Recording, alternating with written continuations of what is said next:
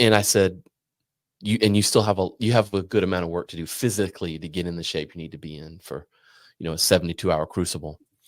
And I said, you can look at it as a series of walls that's in your way, or you can look at it as a series of things that can make you a better person. And it's probably saying the same thing, but like, you can look at this in two ways. You can look at it in like, this is a giant hill I have to climb, or these are the things I'm doing to make me a better person. Yeah. And you can look at it as a gift or a giant problem to solve. Yeah. I mean, it's probably both, but I was, now that I've read that, I'm just going to send people this poem because they said it way more eloquently than I did. But like, looking at I think one way of leveling up, and I feel positive I've done this, and I know you have because we talked about it. I think that like looking at things in your life that a younger you might wig out over, you might just fall apart over, but looking at those things in life as like, well, once I make it through this, I will have more skills. I'll be more resilient. I'll be tougher. I'll have figured some shit out. I'll make more money, whatever it is. Or I've got to have this hard conversation. But when I get done with it, it's going to be kind of smooth. Yep.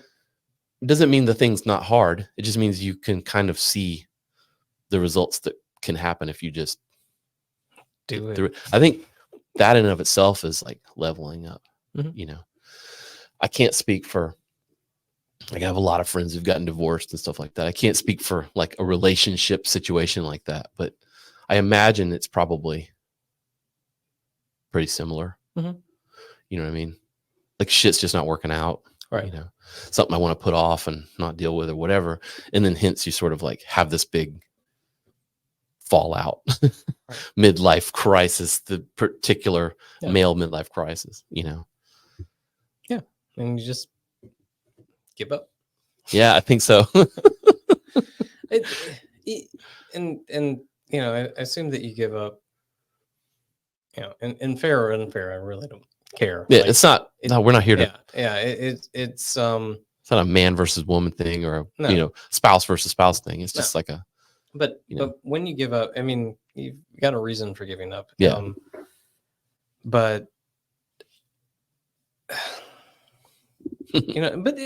okay. Sometimes you have to cut bait. Yes. Because it's not worth it, and and it's not going to work. But like, it also means that one of a million things happened, but at least one of them was like, you didn't take it as seriously as you should have, and that other person didn't take it as seriously as they should have. And and there are definitely two. And that's not just like interpersonal relationships. That's that's business. I mean, it's the same shit, but like business arrangements. I mean, you can be working for a couple of years with the same person. Maybe it's your business partner, or whatever, and you're like, this just is like, we're just not on the same conceptual like existence here. Like that can happen. Right. Well, it's. Have I told you this before? Like, and you can diverge. Like, yes, the other person can kind of leave you in the dust too, because they're growing. Their direction as well. Yeah. I've always said that the things that draw you to a person in the first place are usually the things that repel you from them later on. It's it's probably not far off. Yeah. And and the thing is like, as they get amplified over time. And if that amplification doesn't drive you away, or doesn't drive you crazy, then things are probably going to work out, whether it's business or spouse or things like that. Well, yeah. I mean, I tell you, I work with Greg, my business partner here at the web development company, and I've always said like, it works really well because we're very different people. Yeah. And I would say on paper, but like it's hard because we are very different. I mean, we argue a lot. Yeah. But I think both of us are open enough to know that like, well, these arguments aren't personal. Yeah. I mean, it's about serving the business. Right. They're to get to a goal. Yeah. So it works. To do the best job you think possible. Yeah. So, I mean, I think you can make it work. I don't know how you translate that into a relationship, but because I'm not Dr. Phil here, but although I'm not sure he's a doctor anymore, but it doesn't matter. It's my ADHD brain.